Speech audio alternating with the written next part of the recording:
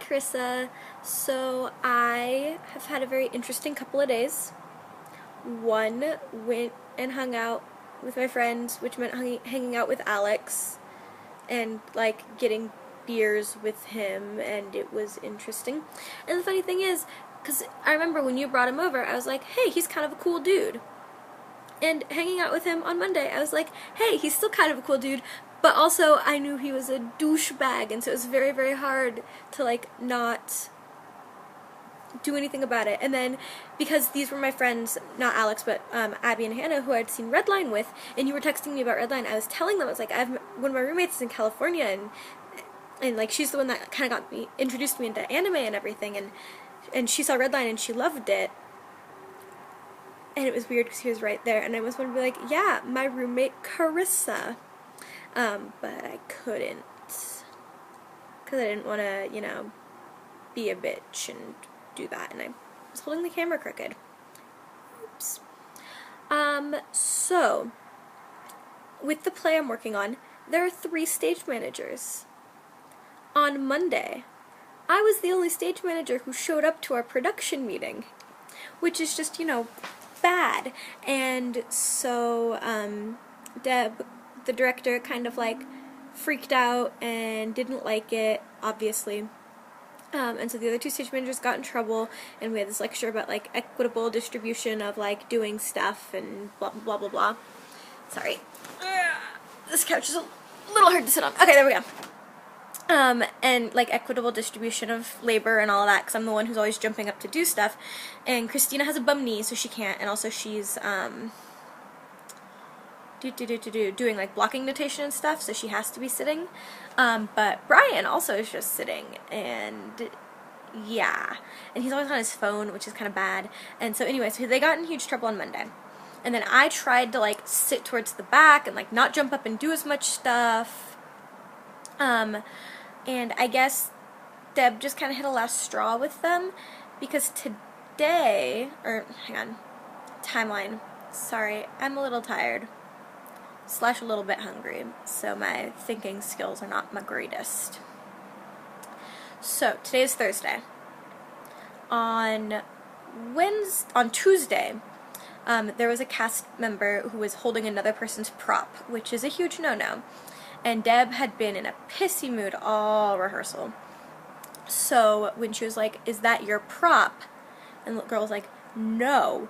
I stepped in and I was like, we do not touch other people's props. Even if other people say we can, we do not touch their props. Because the stage managers say no. And, I had my, like, stern voice. And it wasn't mostly because of them, it was because there's little kids in the cast, and they needed to understand this is very serious. Because, like, some of our props are these elaborate puppets. And so, like, you can't touch the puppets, no matter how cool they are. Because if you break them, we're dead. And so, it's like, I apologized to the 2 people who were, like, involved in it, because I just wanted to let them know, like, I wasn't trying to, like, lecture them specifically, more like the whole cast. And so that was fine. So that was Tuesday. Wednesday, yesterday, I get a message on my phone from Deb being like, Megan, I need you to call me back as soon as you can, blah, blah, blah, blah, blah, blah, blah, we need to talk.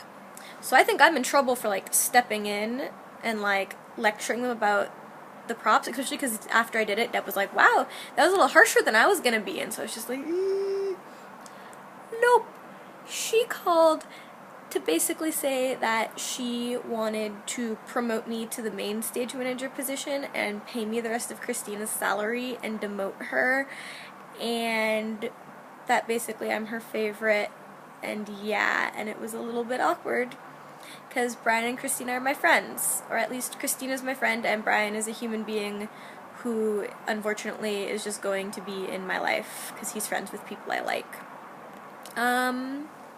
But it was kind of nice to know that other people think he's incompetent as much as I think he's incompetent. And now that I've said all this, I really hope nobody but us ever finds these videos. But yeah, so that's been my life, and some interesting drama going on there. Also, the lovely joy of, there's this kid in the cast Max, and he's like a 10-year-old, and he plays one of the like main characters basically.